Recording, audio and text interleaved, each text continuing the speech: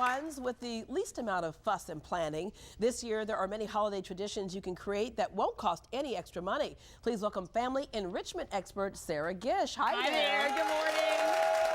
All right, family enrichment expert. Do you First like time that I've ever title? heard of that one. F-E-E or something. A-E. Yes. Anyway, doesn't Okay. matter. C. Yeah, it's fun. It's great being an enrichment expert because that covers all kinds of topics. Yes, it does, including this one right here, which is kind of what I was talking about at the end of the last segment, and that is really at the end of the day, I don't remember all the toys. What I remember is the time that I got to spend with my family. Right, and I think what happens is, you know, with affluenza and all the greediness Explain what that's going affluenza. on. Explain affluenza. I have influenza right now, but it's one of my favorite words, not words. That it's where you're just into commercialism and buying and shopping, and you can't get enough. And it seems like, I mean, I feel the same way when I go shopping. That I came here to get one thing, but I need that fabulous dress. You know, I've got to get one more thing, and it just never ends. We've kind of blended wants and needs, you know, together. Exactly. We have to talk a lot about wants and needs in our house. Okay. So that getting rid of that affluenza type thing and getting back to the basics. Getting back to the basics. I mean, Christmas, the holiday season, is about magic, joy, excitement, and spirituality. I mean, that is really what it's about. You know, I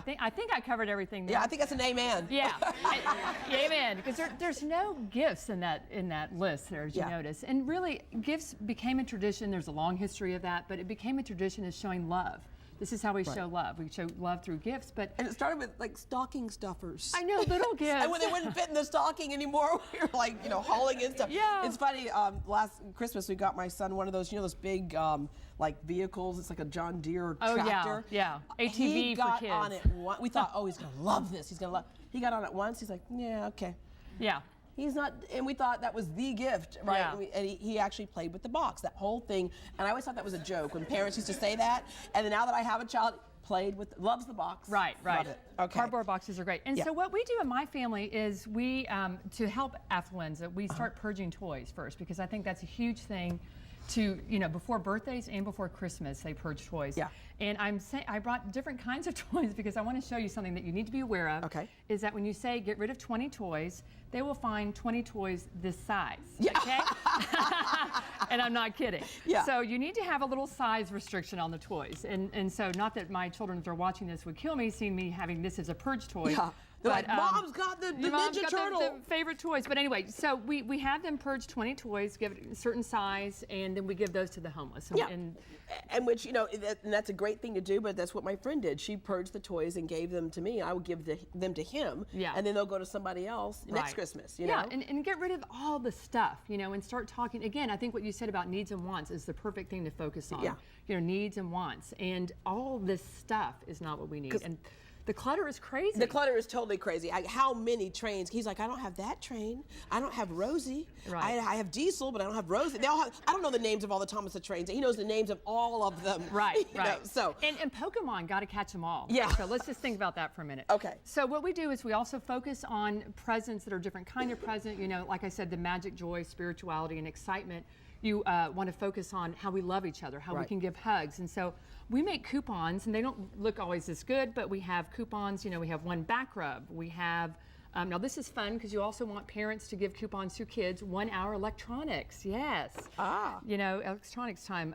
You know, washing dishes, you know, the kids can do that in one story time. I mean, and what's cool about that too is that you're teaching them the value of something because they have to cash this in and figure out when they want to use it, and if they want to use it up at that time. It's almost like dealing with money. Right, exactly. And the value of spending time together too, putting the focus back on that. One thing I love to do is at-home movie festivals, and they're just, you know, you get DVDs. I'm a working mom, so we have, you know, all kinds of things that we have to come up with. You know, you can do themes. One of my favorite ones was the Will Ferrell Film Festival. You know, it's like, do we have to get Will Ferrell films? But, you know, you can do Johnny Depp, which I like much better. We had, my favorite one was Lord of the Rings. I had several boys over watching all 9 hours of Lord of the Rings. Wow. As our Thanksgiving film festival. But every holiday we pick movies. And of course, always just reading to them. It's one of those things that we underestimate because we think our kids need to be so supercharged with, like, you know, high activity things. Sit down and read to them. Read to them. And there's fabulous Christmas books. I have to say, there's fabulous holiday books. I was trying to find one about holidays around the world. I think it's real important this time of year to talk about other religions and traditions. So I have a world religions We're book. connected now more than we ever have been. Yeah, and games. Yeah, thinking back, Twister. Is it still? It's still around, obviously, huh? Although that was the teenager game, if you know what I mean. Oh yeah, you could touch each other. Yes, exactly. Yes, but in Blockus, I recommend it. You don't need verbal skills, so there's all kinds of games. I mean, we do game night. We forget about these kind of things as we get so busy.